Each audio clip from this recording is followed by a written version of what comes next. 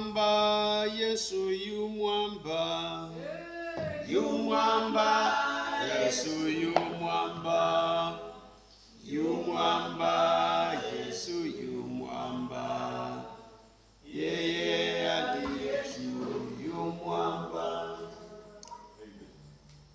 Amen. Na tuombe kwa ajili ya neno la Bwana. Baba yetu, katika jina la Yesu, tuko hapa kwa ajili yako Bwana.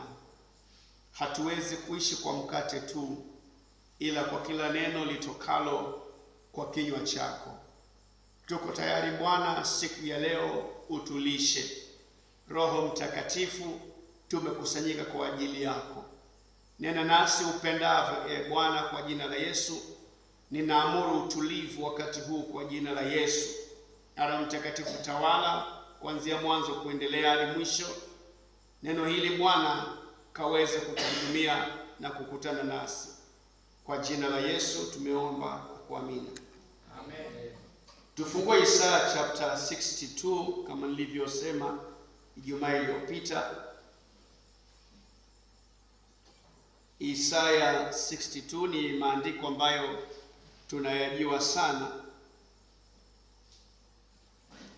Isaya 62 mstari wa kwanza inasema, kwa ajili ya Sayuni sitanyamaza, na kwa ajili ya Yerusalemu sitatulia, hata haki yake itakapotokea kama mwangaza, na wokovu wake kama taa iwakayo. Haya ni maneno mazuri sana ambayo Mungu anayazungumza. Anasema kwa ajili ya Sayuni sitanyamaza, kwa ajili ya Yerusalemu sitatulia. Tunapoongea habari ya Sayuni na Yerusalemu, tunaongea juu ya wateule wa Bwana ambao ni sisi, kwa sababu tunavyoelewa ni kwamba jinsi Mungu alivyoshughulika na wana wa Israeli, ndivyo anavyoshughulika na sisi wateule wake siku ya leo. Taifa takatifu wakati ule Israeli, taifa takatifu sasa ni wale wameokoka ambao Mungu anashughulika nao kwa namna spesheli kabisa. Mungu anaweza kubadilisha mambo mengi sana kwa ajili ya kumtetea mteule wake.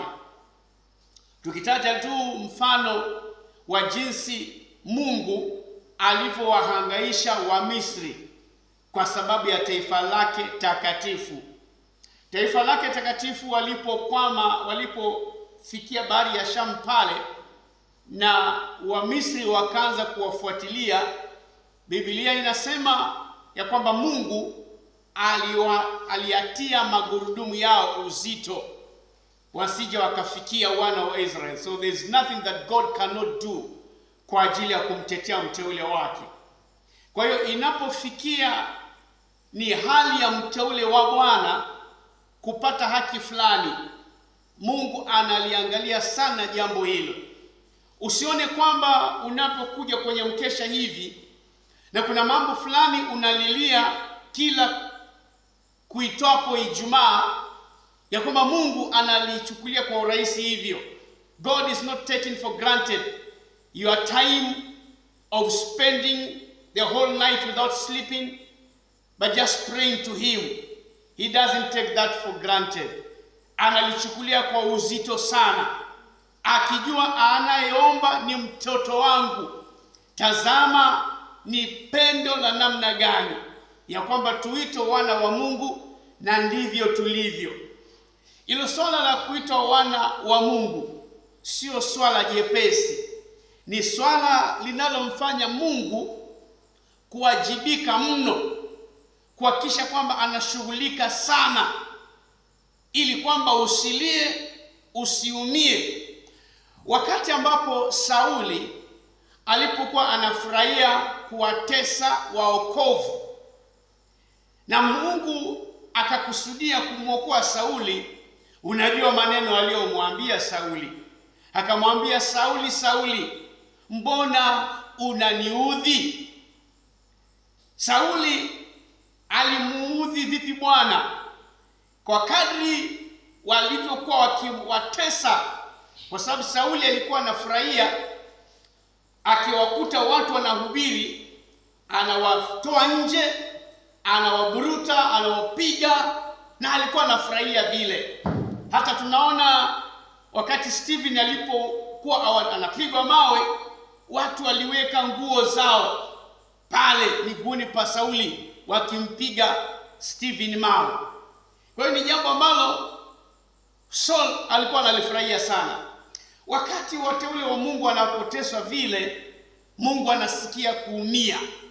Sisi ama wao ni mboni ya jicho la Bwana.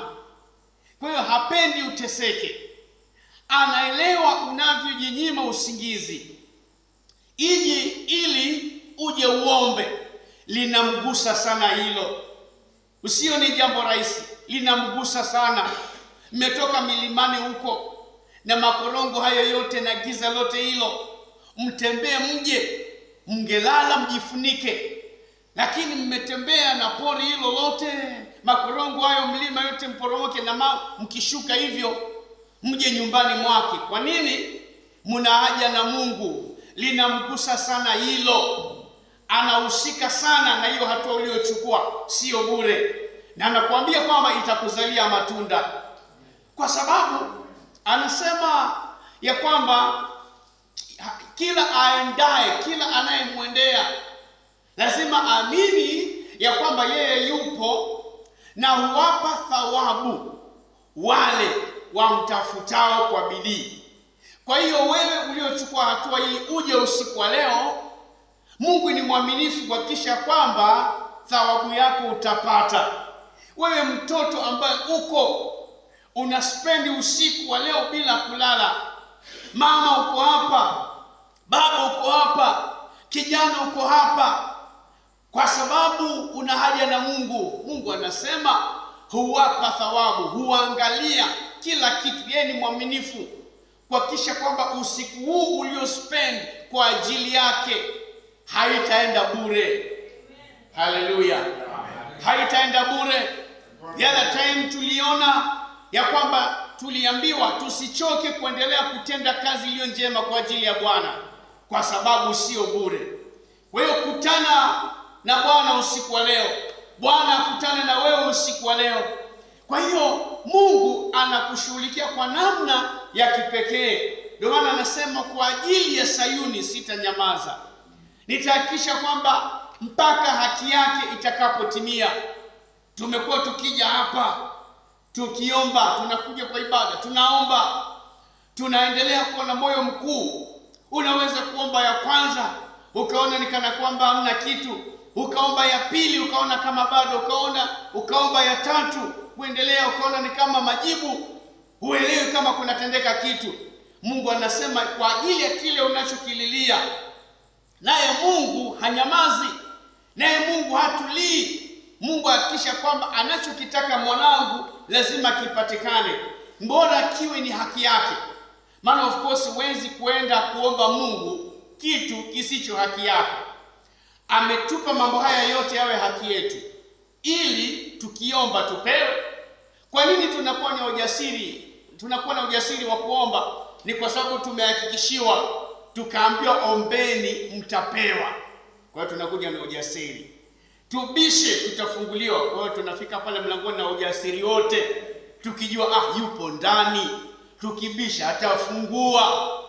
Tunatafuta tukijua hakika ya kwamba ipo. Hicho kitu tunapokitafuta hatujakosea, kitapatikana. Maana kila atafutaye ataona. Uwe na uhakika mteule wa Mungu, na uombe kwa ujasiri, wala sio kwa kubahatisha. Mkesha huu ni wa maombi. Uombeje? Omba kwa ujasiri. Ndio tumeambiwa basi na tukikaribie kiti cha Bwana kwa ujasiri, sio kwa unyonge. Basi na tukikaribie kiti chake kwa ujasiri, ili tupate rehema na tupewe neema ya kutusaidia wakati wa mahitaji. Una mahitaji wewe, unaambiwa basi njoo na ujasiri mbele za Bwana. Unahitaji uokovu leo, uokovu unapatikana usiku wa leo. Usikubali kwenda jehanamu wakati wokovu unapatikana. Yesu akamwambia Zakayo, shuka upesi, kwa maana leo imenipasa kuwa hapo nyumbani mwako. Wokovu leo umefika nyumbani mwako. Wokovu unapatikana. Ikiwa hujaokoka, hitaji lako la kwanza kubwa ni wokovu kabla yale mambo mengine. Kuna bwana mmoja alikuwa amepooza, na watu wenzake, familia ya kwake, wakataka kumpeleka kwa Yesu, lakini watu wakawa wamejaa sana kwenye ile nyumba, na wakaamua, kwa sababu tumekusudia huyu bwana asaidike, tutatoboa dari tumteremshe mahali Yesu yupo. Wakatoboa dari wakamteremsha yule bwana, na Yesu akaona ile imani kubwa. Yaani watu hawa wanatoboa dari wamteremshe mgonjwa, wana uhakika. Kama wasingelikuwa na uhakika, wasingeingia gharama ile. Hatuambiwi ya kwamba baadaye waliongea na nini na mwenye nyumba, nao that wametoboa dari yake, sijui walimalizanaje. Lakini la muhimu, tunajua yuko mgonjwa wa kukutana na Yesu. Sasa alipoteremshwa pale, jambo la ajabu, Yesu anasema, mwanangu, dhambi zako zimesamehewa. Ya kwanza hiyo. Alafu baadaye akamponya. Of course watu wakazusha pale, huyu mbona anajifanya anaweza kusamehe dhambi? Yesu akamwambia, ni lipi kubwa kumwambia mtu, je, dhambi zako zimesamehewa, au jituke godoro lako na uende? Mungu anashughulika sana na dhambi. Mungu anashughulika sana na ugonjwa ule mkubwa ambao ni dhambi, kwa sababu ugonjwa ule mkubwa ni dhambi, kwa sababu hiyo dhambi inakuingiza hata katika mauti ya pili. Lakini ukipona dhambi inatosha zaidi, baada uponi yale mengine. Sasa Mungu anasema, kwa ajili ya Sayuni sitanyamaza, kwa ajili ya Yerusalemu sitatulia, hata haki yake itakapotokea kama mwangaza, na wokovu wake kama taa iwakayo. Kile chote tunachomwita Bwana kila wakati, hivi ndio Mungu anazungumza. Anasema analiangalia kile chote umekuwa ukililia, ile haki yako yote umekuwa ukiita, unataka haki itendeke. Hiyo haki anaitazama sana, itafanyika. Na mataifa wataiona haki yako, na wafalme wote watauona utukufu wako, nawe utaitwa jina jipya litakalotajwa na kinywa cha Bwana. Mungu anazungumza juu ya kanisa lake. Wewe ambaye last time tulikuwa tumeona wale watu ambao wanapatikana katika maombi ndio watu wa thamani sana, na ndio nguzo inayoshikilia nyumba, kwa sababu watu wanaweza wakaimba isiwe jambo kubwa, watu wanaweza kufanya mambo mengine, lakini ukiomba inabeba uzito mwingi sana.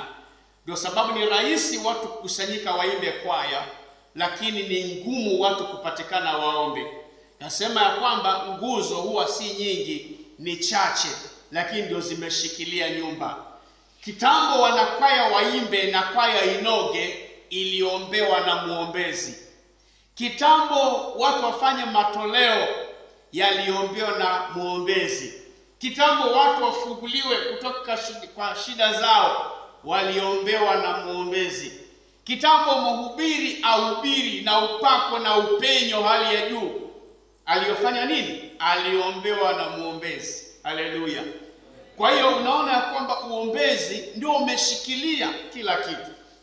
Unaweza muwe na sauti ile sijui ndio inatoa nyoka pangoni ama inarudisha nyoka pangoni, hiyo sauti nzuri, lakini kama katika ulimwengu wa roho hakujashughulikiwa na muombezi, sauti yako haitaogopewa na shetani, haipenyi popote. Maana ni maombi yanayoandaa anga, ni maombi yanayoandaa ukumbi kama huu, ni maombi yanayosafisha anga, na ni maombi yanayoleta damu ya Yesu itawale, ni maombi yanayomjumuisha Roho Mtakatifu katika ibada. Kwa hiyo wanaopatikana katika kuomba ni wa muhimu mno.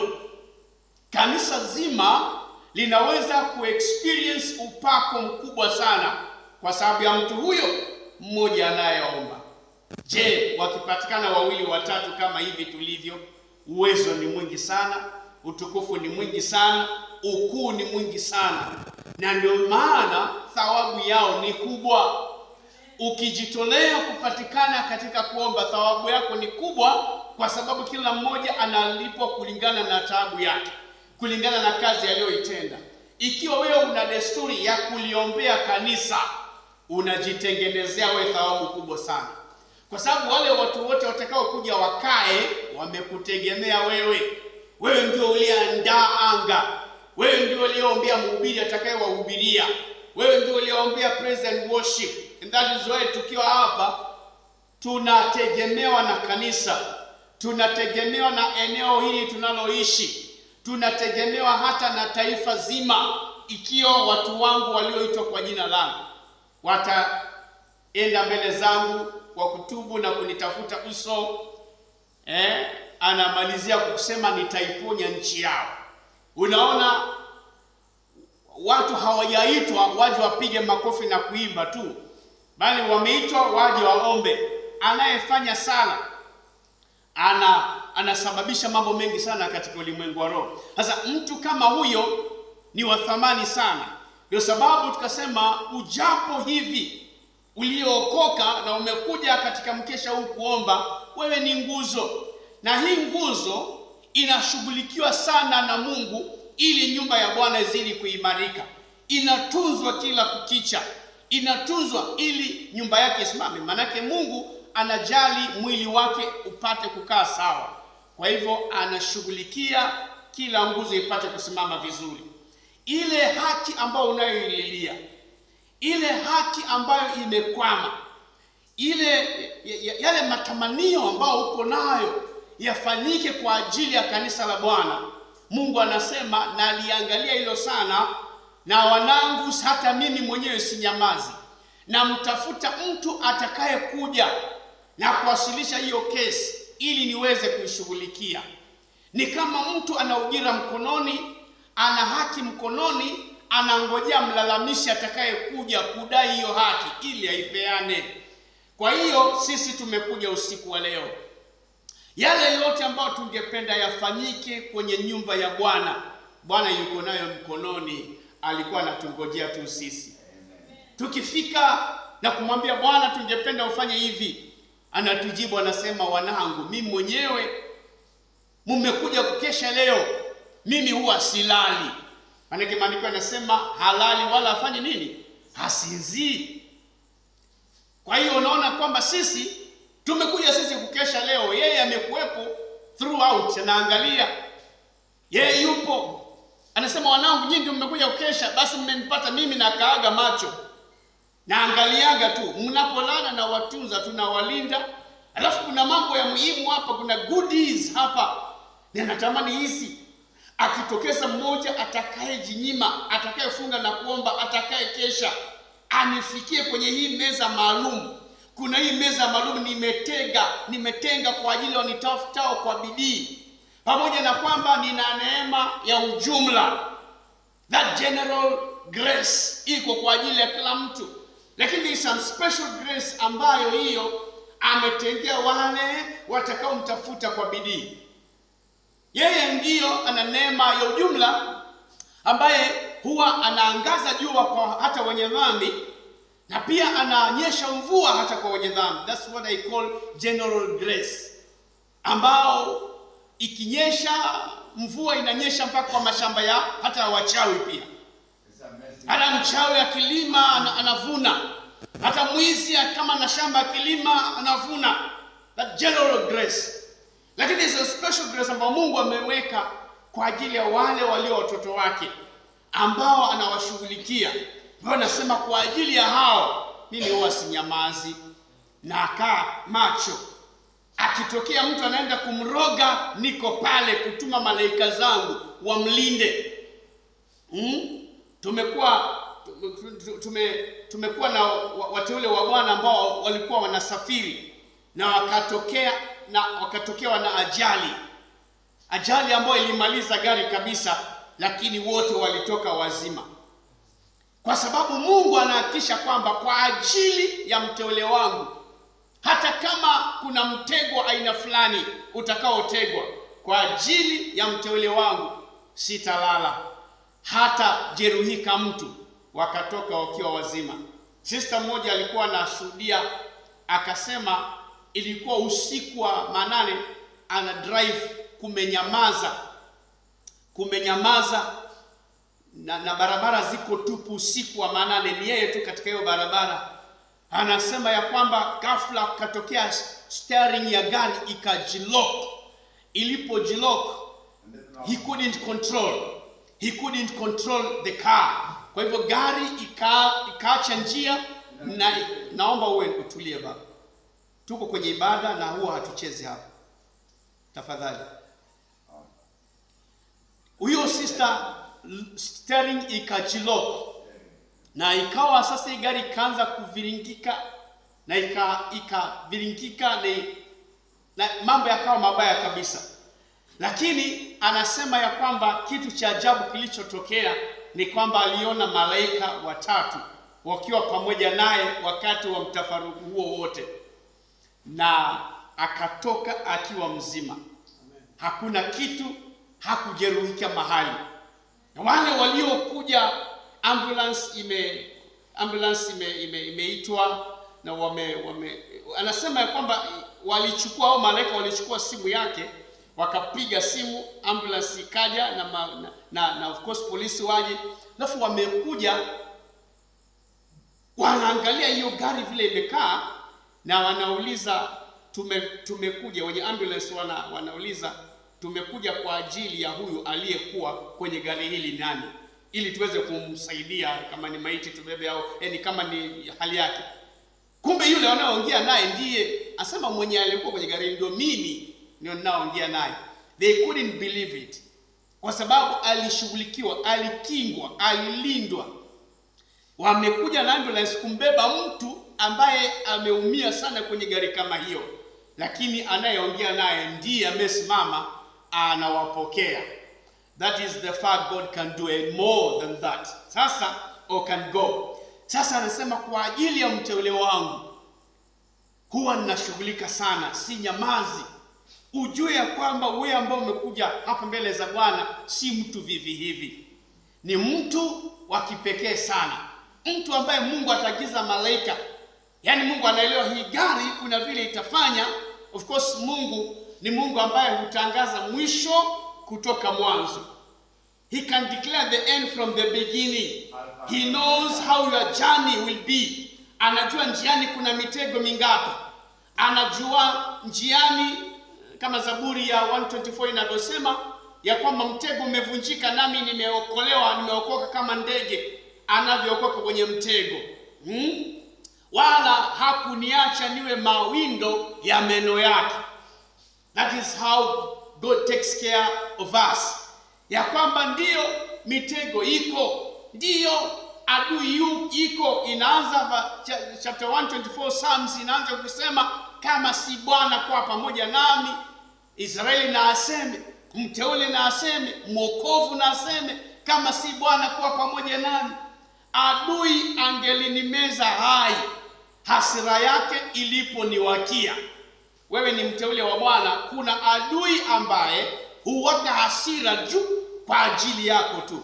Na katika kuwaka hasira kwake kuna mitego anaitega, kuna mambo anayaandaa, akuharibia usichana wako, akuharibia uvulana wako, akuharibia uzee wako, akuharibia biashara yako. But God hawezi kuallow hiyo. Anasema kwa ajili ya mteule wangu, ategae mitego usiku na mimi silali, naiona na itegua kitambo ifikie mtoto wangu. Haleluya. Kwa hiyo tunaendelea kujifunza pale ili tupate moyo. Verse 2 inasema na mataifa wataiona haki yako, na wafalme wote wataona utukufu wako. Mtoto wa Mungu huyo, nawe utaitwa jina jipya litakalotajwa kwa kinywa cha Bwana. Jina ambalo si la kibinadamu, title ambayo imetoka mbinguni, ndio unaipewa wewe. Nawe utakuwa taji ya uzuri katika mkono wa Bwana, na kilemba cha kifalme mkononi mwa Mungu wako. Hutaitwa tena aliyeachwa, wala nchi yako haitaitwa tena ukiwa, bali utaitwa Hefsiba, na nchi yako Beula, kwa kuwa Bwana anakufurahia, na nchi yako itaolewa.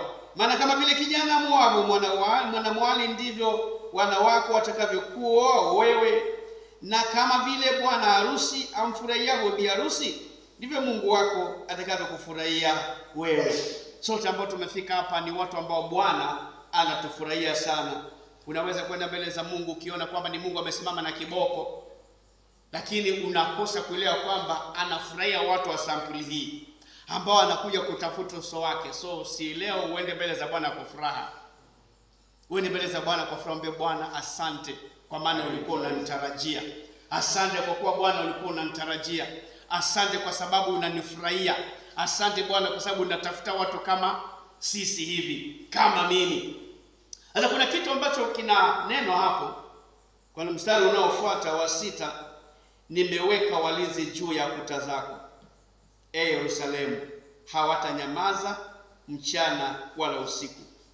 Ninyi wenye kumkumbusha Bwana, msiwe na kimya, wala msimwacha akae kimya, mpaka atakapofanya imara Yerusalemu na kufanya kuwa sifa duniani. Kuna kitu ni vyema kukiona pale.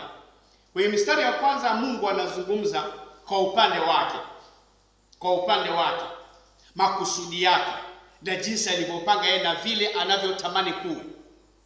Alafu mstari huo wa 6 anaongea ya kwamba kuna watu wanawahusisha pale, akisema hivi: pamoja na kwamba iko haki inayoning'inia kwa ajili ya mteule wangu, na mimi sinyamazi mpaka aipate, lakini nimekusudia kuwahusisha watu fulani.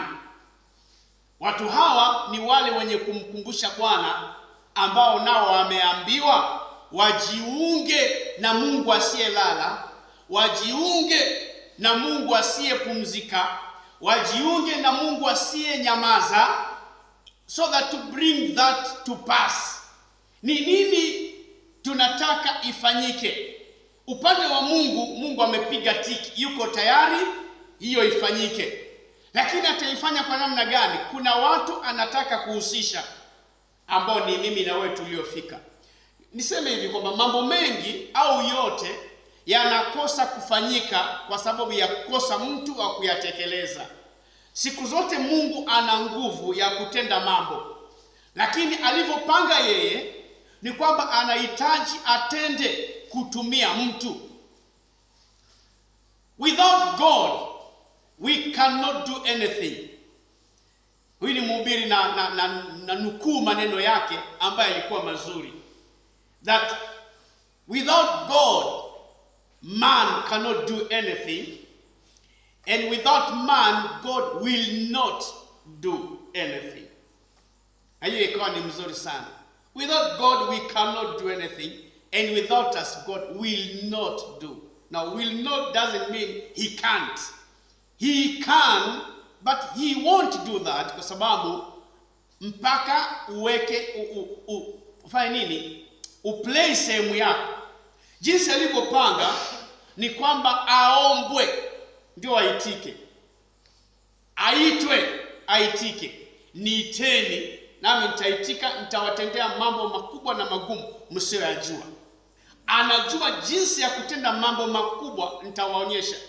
Nami nitawaonyesha, sio kutenda. Nitawaonyesha mambo makubwa na magumu msiyoyajua. Anayo tayari mambo haya, na yuko tayari na ana uwezo wote, lakini anasema aitwe. And that is where now a man comes in. Ya kwamba he is ready to do what he wants to do, but he has purposed to use us to do it. That is why anasema sitanyamaza kwa ajili ya Sayuni, kwa ajili ya kanisa la Bwana sitanyamaza, kwa ajili ya wateule wa Bwana sitanyamaza, lakini lazima pawe na mtu atakayekuwa katika zamu ya kulifanya hilo liweze kupatikana. Ndio maana anazungumza, anasema nimeweka walinzi juu ya kuta zako Yerusalemu, hawatanyamaza mchana wala usiku. ninyi wenye kumkumbusha Bwana msiwe na kimya.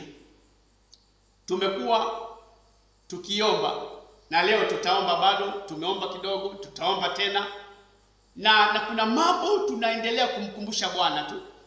Kumkumbusha ina maana kwamba ulisema hapo awali. Kumkumbusha inamaanisha kwamba ulitaja kwa mara ya kwanza, unaongea tena, ya kwamba unaongea kwa mara nyingine, unamwambia Bwana na hili na kukumbusha hili. Jana nilikuambia hili na kukumbusha tena. Jana nilikuambia hili na kukumbusha tena. Sasa kumkumbusha Bwana inajumuisha watu ambao hawachoki kulisema lile lile mpaka litakapotokea. Nilitaja the other time ya kwamba Elia alikuwa anaomba kwa ajili ya mvua ili yeshe. Aliomba same prayer mara ya kwanza, ikawa hakuna, ya pili, ya tatu, mpaka ya mwisho. He kept on reminding God, the Lord, we are waiting for this rain. When you kumkumbusha, but there is something God has to do or wants to do, but he has to work with us. We shall avail ourselves. Ndio maana tumesema persist katika mikesha hii. Tutaliomba hilo juzi, tutaliomba hilo jana, tutaliomba hilo asubuhi, na tutaliomba hilo mchana, tutaliomba leo usiku, kama vile tunavyoimba asubuhi, saa sita na jioni. We shall continue doing that mpaka tuone haki imetimia. And Elijah kept on praying until he saw that cloud the size of a human hand. So tumeitwa wakati huu tusiachie katikati kabla mambo hayajafanyika. Tusiachie katikati kabla shughuli haijakamilika. Kama Mungu mwenyewe anazungumza hivi, wenye kumkumbusha Bwana wasichoke. We shall continue reminding God. Tumeambiwa wenye kumkumbusha Bwana msiwe kimya. Uliomba jana, usinyamaze ukisema niliomba jana acha nikae.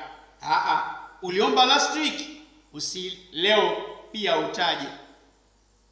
Uliliombea, ulimwombea yule mama na bado amefungwa, omba tena leo, mkumbushe Bwana, Bwana kumbuka. Na hapa haijatajwa kumkumbusha mara ngapi. Not once, not twice. Inasema msichoke, msiache.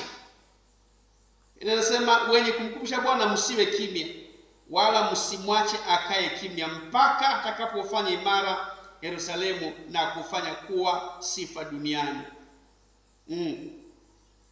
Tuko na Yerusalemu yetu, tuko na Sayuni yetu. Tunataka ikaeje? Wewe tayari ndio mlinzi uliowekwa. The other time nikasema walinzi hawakuagi wengi, wanakuaga wachache, lakini they will make sure the place is secured. The place is security iko sawa sawa. There is safety. Anaweza kuwa watchman mmoja au wawili watatu, but they make sure they safeguard the place very well. And tonight sisi ndio walinzi ambao Mungu ametupa, and will safeguard kwa mujibu wa Bwana jinsi atakavyotuwezesha. Tutaendelea kumuita Bwana, ingilia kati mpaka tuwaone wote wamefika, mpaka tuone Yerusalemu imesimamishwa, mpaka tuone haki imekaa sawa sawa, mpaka tuone uamsho ule tunaohitaji tumeuona. Hauletwi kwa kutamkwa mara moja. Kwa maneno mengine, neno la Bwana linatuambia whatever we want to see hailetwi kwa kutamkwa mara moja. Lazima kuwe na watu watakao keep on reminding God. Elijah kept on praying for the rain. Ya kwanza, ya pili, ya tatu mpaka ya saba akaona hilo wingu. He knew what he wanted. He was a go-getter. And sisi we have to be go-getters katika mambo ya ufalme wa Mungu. That Bwana kama Yakobo alivyosema, alivyomenyana na ile malaika, sikuachi Bwana mpaka unibariki. Jacob was a go-getter. Asema no, I have to get these blessings. He wrestled with this angel mpaka asubuhi. Wrestling, sema sikuachi mpaka unibariki. Ni watu wangapi wanasema Baba, siachi kuja kesha mpaka nione kanisa hili limeinuka. Bwana, siachi kuja kesha Mungu mpaka nione kuna uamsho. Siachi kuja kesha mpaka miradi hii ikamilike. Siachi kuja kuomba. We kept on wrestling tupigane mweleka, go getter, we have to get the blessing. Unakuja unaomba ibada, tuko watu 50, tuko watu 100, lakini wanakuja nusu yake. We keep on praying watu wafunguliwe mpaka waone wamekuja. Kuna mpendo fulani hivi amefungwa, you keep on praying mpaka muone amebisha hodi kama Petro. They kept on praying. They knew that Peter was arrested and they prayed kwa bidii mpaka akanoku mlangoni akasema, nao tulichokuwa tunakiombea finally kimefika. Wako wapi watu wao watakaosema hatunyamazi Bwana, bado hatujaona Mungu? Kumbuka juzi tulikuomba kwa ajili ya watoto wako. Kumbuka juzi tulikuomba kwa ajili ya hii. Bwana, tutazidi kukuomba. Mungu amesema tusinyamaze. Mimi na wewe tumekumbusha Mungu mambo mengi, na tumeambiwa tusimkumbushe once tukaacha. Tumeambiwa tusikae kimya. Hata yeye tusimwache akae kimya. Tumsumbue, tumwambie. Paza sauti yako kwa Mungu tu kila wakati. Muendeleze tu, mkumbushe tu. Kama vile mtoto akitaka kitu humkumbusha mzazi wake mpaka anampatia. Maana cha muhimu sana kwake. Usisahau. Ni cha muhimu. Anakuona unaenda mjini. Ulimwambia nikienda mjini hicho kitu unachokihitaji nitakununulia. Asubuhi moja unaamka, mami unaenda mjini leo, ukumbuke ile kitu. Ukumbuke ile. Usisahau. Hata ukifika mjini kama kuna nafasi ya kuongea nayo kwa simu kuambia nimefika vizuri, bado atakukumbusha tena. Na mami usisahau ile. Na dadi usisahau ile. Kwa sababu ana haja nacho. Mpendwa, kitu ambacho una haja nacho hutakagi kisahaulike. Haleluya. Hutaki kisahaulike. Kwa hivyo kuretreat kwako, kurudi nyuma kwako, inaonyesha kwamba umepoteza umuhimu wa kile kitu. But kama ni cha muhimu sana, basi utaendelea kumkumbusha. Utaendelea kukitaja kila wakati kwa sababu hutaki kukikosa. Usiku wa leo usichoke. Ni nini hiyo ambao unataka ifanyike? Pengine usiku wa leo utaomba juu ya maisha yako kibinafsi. Kuna vile unataka. Yes, remind God.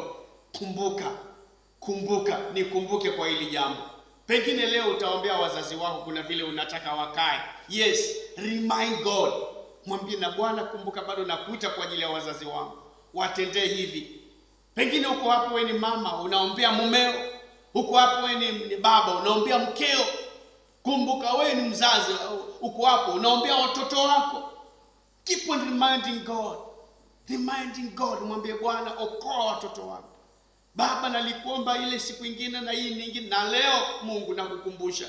Bado nahitaji uokoe huyu mume wangu. Bwana, nahitaji uokoe huyu mke wangu. Bwana, nahitaji uokoe hao watoto wangu. Wengine wako hapa wazazi wao hawajaokoka. We pray for them kwa bidii. Na ndugu zetu wale wasiojua Bwana, remind God.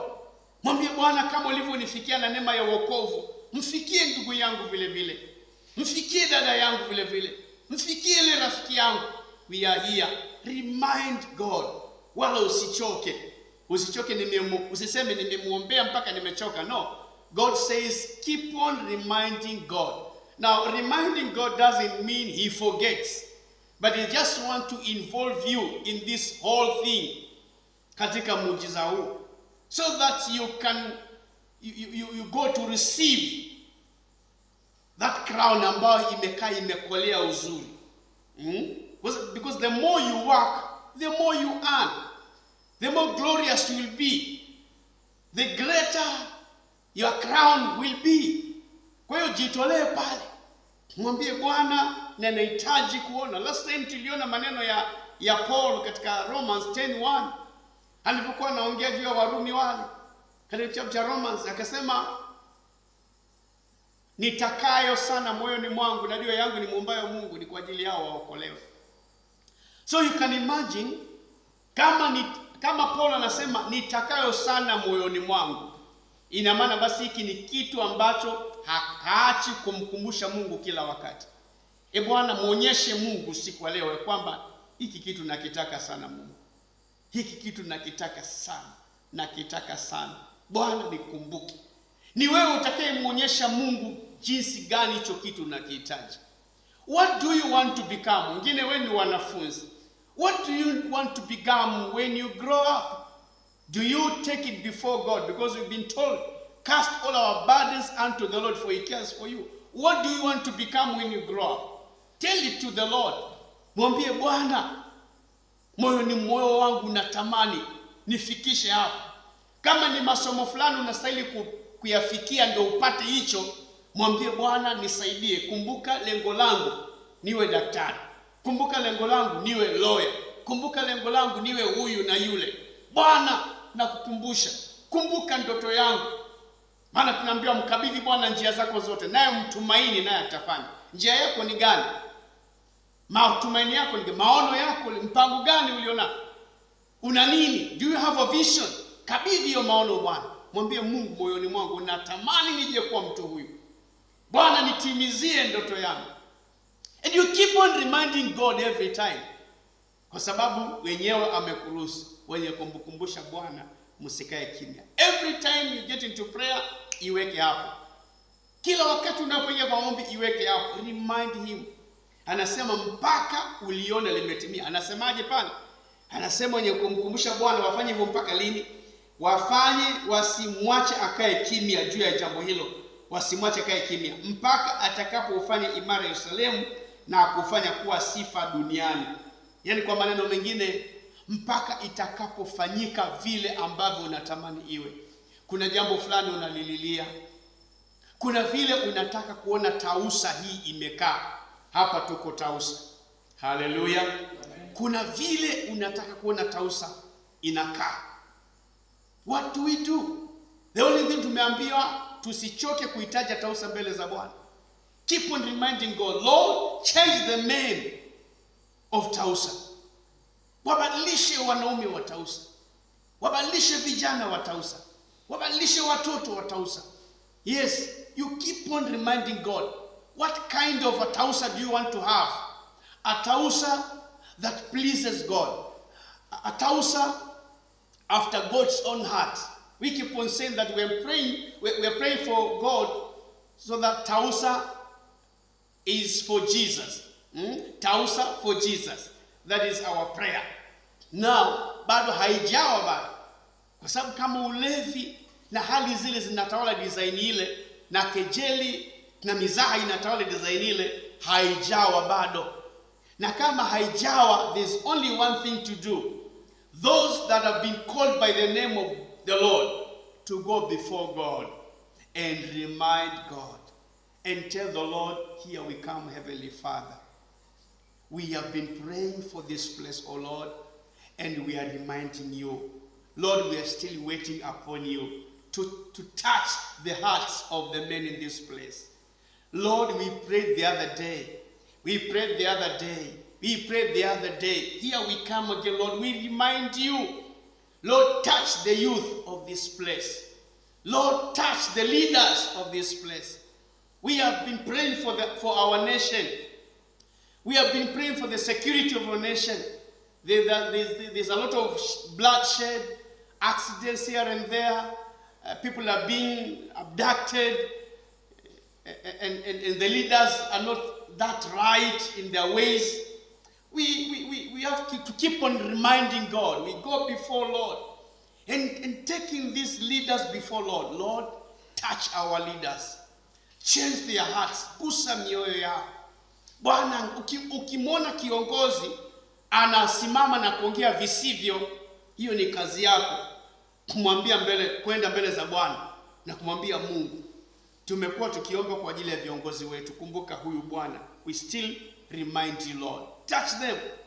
Change the way they speak and give them faithfulness. Kuna wengine wana ripoti nzuri sana ya utendaji kazi. Wakipewa fedha kwa ajili ya maendeleo wanaitimiza kwa uaminifu. Na kwa wengine wakipewa fedha maendeleo wanaweka mifukoni. Wengine ni wafisadi. We pray against that. ili ufisadi watoke viongozi wetu, kwa sababu tunataka nini? Nchi yetu iweze kupona. They can stand and waahidi, nikiingia namaliza ufisadi, namaliza hii. Wanaahidi mambo mengi. But there's one thing a Christian will do, going before God and praying for their hearts, that leader who promises. Na wengine wanashika Biblia kabisa na anaapa. It is our work to pray before God. Mwambia Bwana, wafuatilie viapo vile. Kama walivyoapa, kumbuka neno lako wamelishika vile. Fuatilia Mungu. Na hofu yako Mungu iwaandame. Ya kwamba wakati watakapotaka kwenda kando, wakumbuke kile kiapo. Hallelujah. Wakumbuke kile kiapo. We can connect them to their vows. The way waliswear. We can connect them with their swearing. Mwambia Bwana, kumbuka alivyoinua neno lako na kuapa. Bwana, naomba hofu yako iwaandame, ili watakapotaka kutenda maovu wakumbuke na waogope, wabadilike. Ni sisi tutakaoweka mambo sawa katika ulimwengu, because of course we know that life is spiritual. So when their spirits, their hearts are ministered unto by God, tunapata kwamba nchi yetu inazidi kukaa vizuri. Kwa nini imeandikwa ya kwamba watu walioitwa kwa jina la Bwana, ili nchi ipone, ni mpaka walioitwa kwa jina la Bwana waende mbele za Bwana katika ulimwengu wa roho, waweke mambo vizuri, alafu nchi inapata uponyaji. So tunaweza kuona ile mandate na ile jukumu ambalo tuko nao wateule wa Bwana. Use this time kuweka Kenya sawa sawa. Itumie muda kuweka Kenya vizuri kwa maombi. Ndio maana tuko hapa. Wateule wa Mungu, tuko na fursa nzuri ya kuinyoosha Kenya. Tuko na fursa nzuri ya kunyoosha eneo letu. Kwa njia gani? Kwa kumwita Mungu. Because if life is spiritual, na kwamba kama yale mambo yote yanatendeka katika roho, yanatendwa rohoni, basi sisi tunaweza kuingia katika roho na kutegua yaliyopangwa rohoni. Kwa sababu tunaingia katika ulimwengu wa roho. Umwagikaji wa damu unahusishwa na nguvu za giza. Ushetani ndio unaohusika ili damu imwagwe, ili ajali zisababishwe, ili jamii watu wavurugane, ili mama ashike kisu na kuchinja watoto wake. Hiyo ni shetani moja kwa moja, na si yeye. So katika roho unakuta mama ameingiwa na ile pepo na anaomba kamata kisu, chinja hao watoto. Anachinja watoto wake hivi, mama kabisa. Na baba mmoja pia naye anaambiwa fungia wote, chinja mke pamoja na watoto, wakisha nyumba chomekeni wote hapo ndani. Yani roho, katika ulimwengu wa roho mambo yale yanatengenezwa na Ibilisi ili sacrifice, shetani ajitolee sacrifice mwenyewe. Ni nani atakayetegua haya mambo? Ni sisi tuliookolewa, tulio na uwezo wa kuingia katika ulimwengu wa roho na kubadilisha hiyo hali. When we pray for our country, tunapoiombea anga ya nchi yetu na kukamata uwezo wa kichawi na kishirikina na ibada za giza zinazosababisha mambo hayo kuwa hivyo, nchi inaweza kunyoka. Ili kwamba ile roho ilikuwa imwingie ile baba achinje familia, imekamatwa na mapema, ile jamii ipate kupona. Wale watoto ambao mama mzima anawafungia kwa nyumba, anawasha kiberiti gasi hapo ili wachomeke hivyo, na yeye ajitie kitanzi au akimbia afanye vitu kama hiyo, roho ile inakuwa imethibitiwa katika ulimwengu wa roho. Once the Christians wameshika ile nafasi vizuri na kuomba kwa ajili ya taifa lao, Mungu ni mwaminifu. We shall continue reminding God. Sote ni mashahidi ya kwamba tumeomba, na kesho ukiangalia taarifa unaona kisa kingine. Unaomba na kesho ukiangalia tena unaona kisa kingine cha ajabu. Sometimes unasema si tumetoka kesha jana. Tumeombea safari zote. Tumeombea baharini kuwe salama. Tumeombea angani kuwe salama. Tumeombea barabarani kuwe salama. Mbona tena kuna ajali? Watu kadhaa wamefariki. Tunaambiwa nini? We shall continue reminding God na kwamba Bwana, tunahitaji usalama, and God is faithful. As unapoendelea kuwa mwaminifu kumkumbusha Bwana, wewe endelea tu, kwa sababu yeye ni mwaminifu. Anajua ni kwa nini jana uliomba na bado leo katokea jambo kama hili. Ukumbuke Ayubu alikuwa mtu mcha Mungu, mwelekevu kabisa, hajakosea kitu. Kama ni kuomba, alikuwa anaomba, na dua anazifanya na sacrifice anazifanya ili wapate usalama na jamii yake. Lakini shetani akapenya, akafanya kile alichofanya, lakini bado Mungu alibaki kuwa Mungu mwaminifu na mzuri, anayetujali sana. Bwana Yesu asifiwe. Kwa hiyo wakati huu ni wakati mzuri sana, ni wakati mzuri wa kuenda mbele za Bwana katika hii hali ambayo tumezungumza wakati huu, ama tumeona Bwana yuko tayari kutenda, na yeye ameshahidi kwa upande wake hata nyamaza. Anauliza, ni nani ambaye atakuwa macho kama mimi, tuje tufanye mkutano siku ya leo? Ni nani atakaye kuja kukesha? Ni nani atakaye kuja tupange mipango vile tutakavyonyoosha tausa? Manake yuko macho yeye Mungu. Anangoja watu nao watakayosema, here we are Lord, we are also resilient, we are not sleeping, we are not lacking behind, we are here. Mashujaa, yeye Mungu ni shujaa, akutana na mashujaa wengine pia.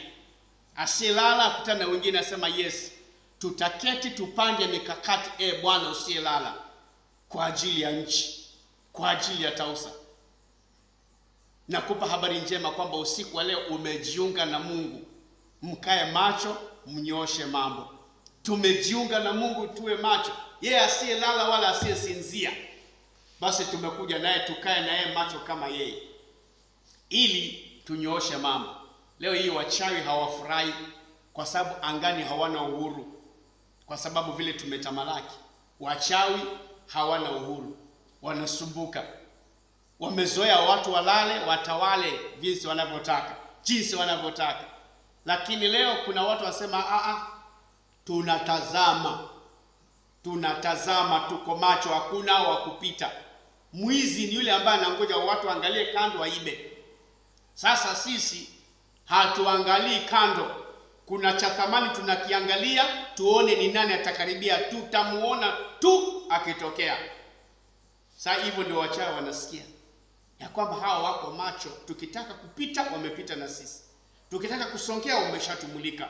Tumulikeni leo sawa sawa na kuweka mambo vizuri. Bwana Yesu asifiwe. Amen. Kwa hiyo hiki ni kipindi kizuri cha kufanya hiyo shughuli iliyotuleta. Neno la Bwana liko wazi kwetu na kila mmoja amelielewa. Kilichotuleta ni kusali, na kusali tutasali. Tumekuja tupige dua na dua tutapiga.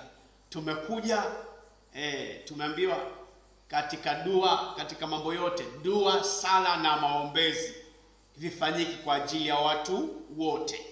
Kwa hiyo tutasali, tutafanya dua na tutafanya maombezi.